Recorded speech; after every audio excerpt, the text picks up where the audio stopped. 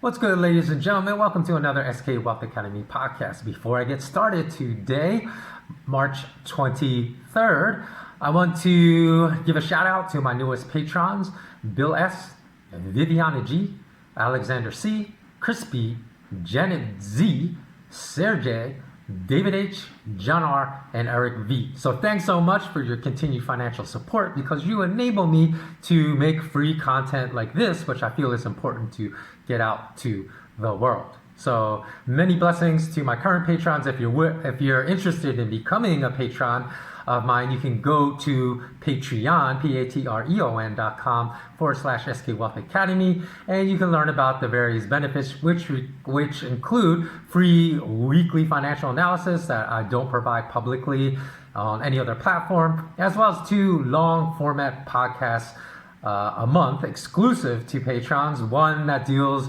again, just with financial topics, and a second one that deals with more life hacks on how to find a more meaningful, happy life. So let's get started. So most people today are just focusing on the global viral pandemic of the coronavirus, but I would argue there's another equally important pandemic which is being ignored, and that is the pandemic of greed over humanity in the corporate world, and also one of enmity and hostility and apathy in society over compassion and love and community.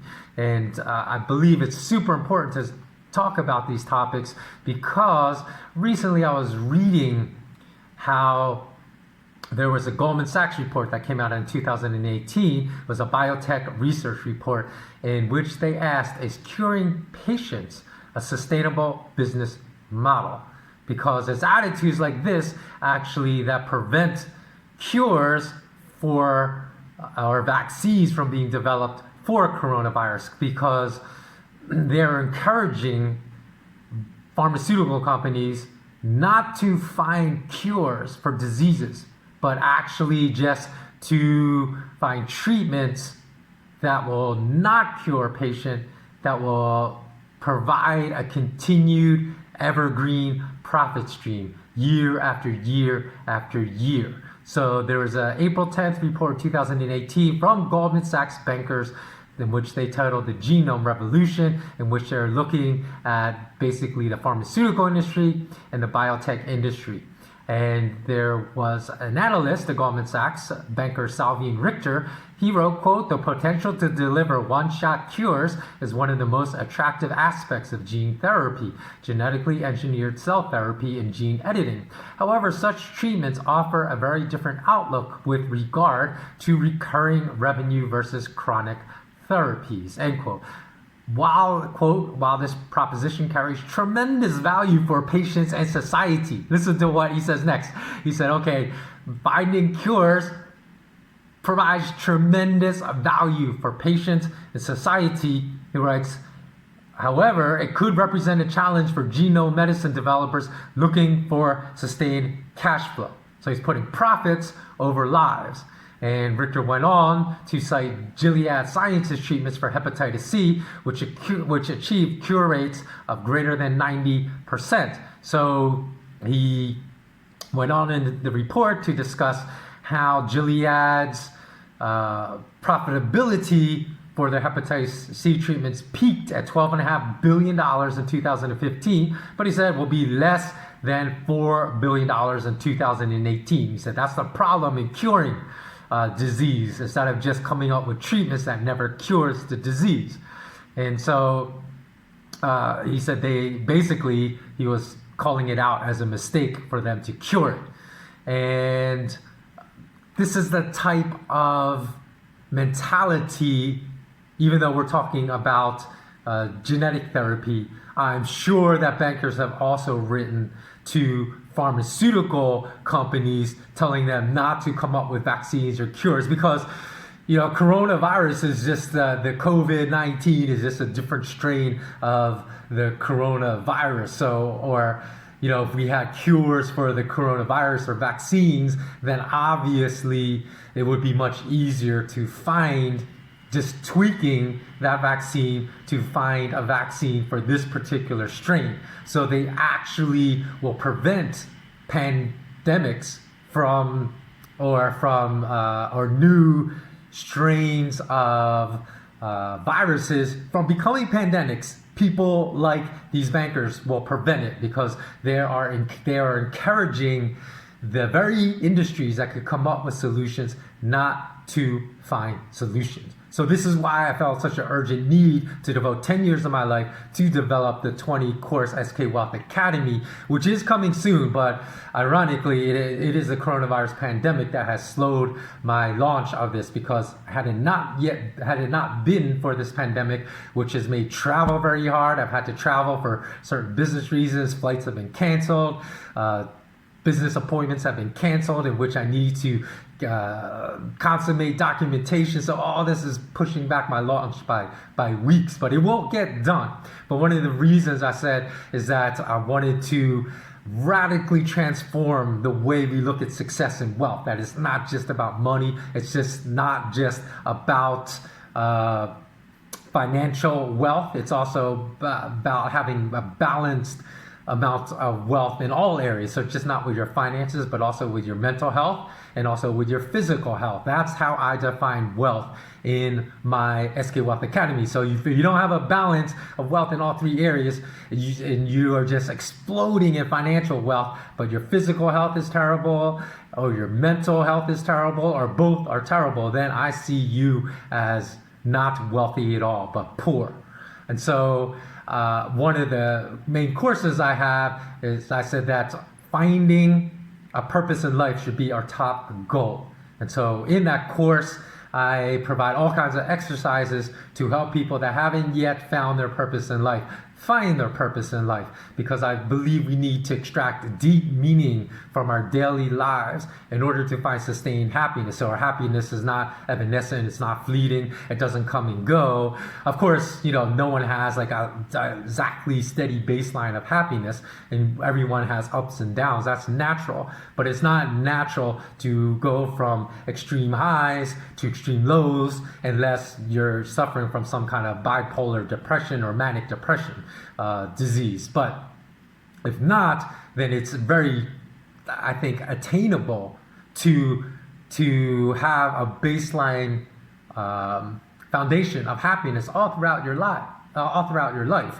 And that is the thing that we do not emphasize. And one of the aspects of that particular course I emphasize is that we need to return and inject business ethics or ethics back into business. Now, I had a brief, I don't want to say argument, because we didn't really, there was nothing elevated or hostile about our back and forth, but I had this, I guess you can call it just, a very pleasant conversation about business ethics with a journalist. And she was explaining to me that ethics is not the same thing as morality, because she said business ethics, they're just looking at anything that it could increase the bottom line and profitability. So you can't say that that is not an ethical behavior when you're talking about the corporate world. But I totally disagreed with her, even though if that's how financial journalists are using the word ethics in business. I think like basically my stance was, I believe it's wrong for us to distort language, because that's what people want. Because you look up ethics in a dictionary and it does have to do with morality. So just because in the corporate world they stripped all morality out of their definition of ethics and it just has to do with profitability, it doesn't mean that we should secede to that type of definition or acquiesce to that type of definition, and that we shouldn't hold corporations to a high level of business ethics that includes morality in their definition. So again, I in this course, I emphasize that people should not just be choosing the career path based upon money alone, but how are you actually impacting your local community in a positive way, and how are you impacting the global community in a positive way? And I think that's a type of thinking that has been stripped out of academics that we need to return to academics. Because, I'm not saying that the pharmaceutical industry or the banking industry, which gets a lot of flack, is inherently evil. I don't think there's anything evil about it, but there's just immoral and very unethical people working in those industries. So we need to do two things. We need to change the type of people that go work in these industries and get more ethical and moral people that care about humanity, that are compassionate, that have a good heart working in these industries.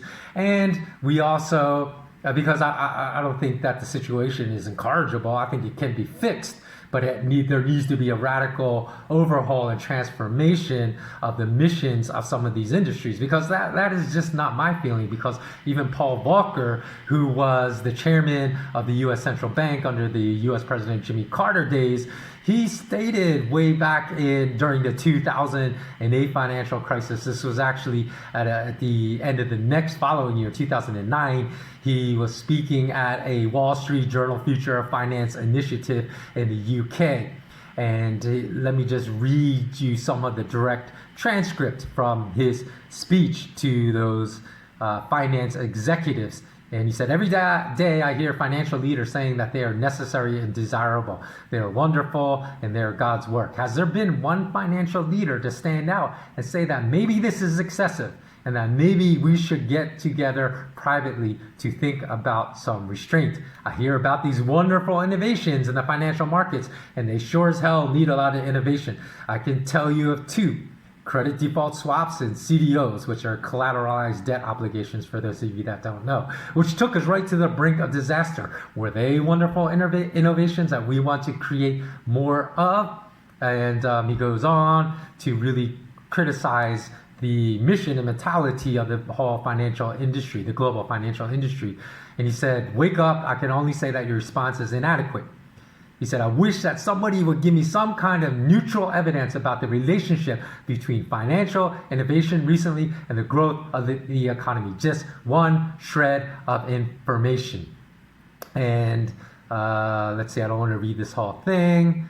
So he said he was at a conference being addressed by a very vigorous young investment banker from London who was explaining to all these older executives how their companies would be dust if they did not realize the joys of financial innovation and financial engineering, and that they had better get with it. I was listening to this and found myself sitting next to one of the inventors of financial engineering, who I did not know, but I knew who he was and that he had won a Nobel Prize. And I've always speculated that that person was Princeton economist Paul Krugman.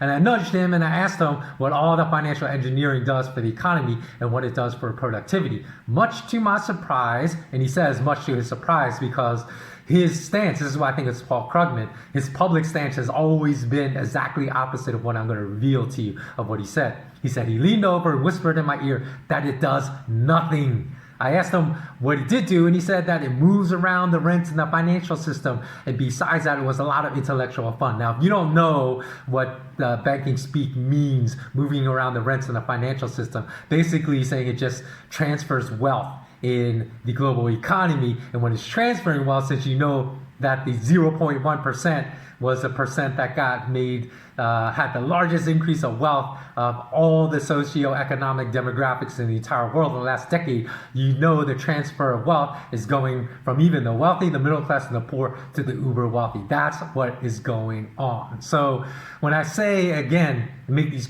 critiques, is coming from the people also at the highest levels of the industry. And this is something that we need to drastically change, because if we don't, and we don't change the mentality of young college kids of what they're looking for in their career paths, not just to make top dollar with no regard for humanity, no regard for their local communities, no regard for the global community, then we are going to be in deep, deep due to in the future. So this is why we need to change this, and this is why I also want to be on the forefront of changing this. So leave a comment below. Let me know what you think. Do you agree? Do you disagree with what I say? If you haven't yet subscribed to my channel, please do hit that subscribe button. Hit that notification bell so you are informed when I've uploaded new content. And also please like this video to help it spread to as many people as possible. And as always, remain intensely curious. Until next time, have a blessed day or blessed evening.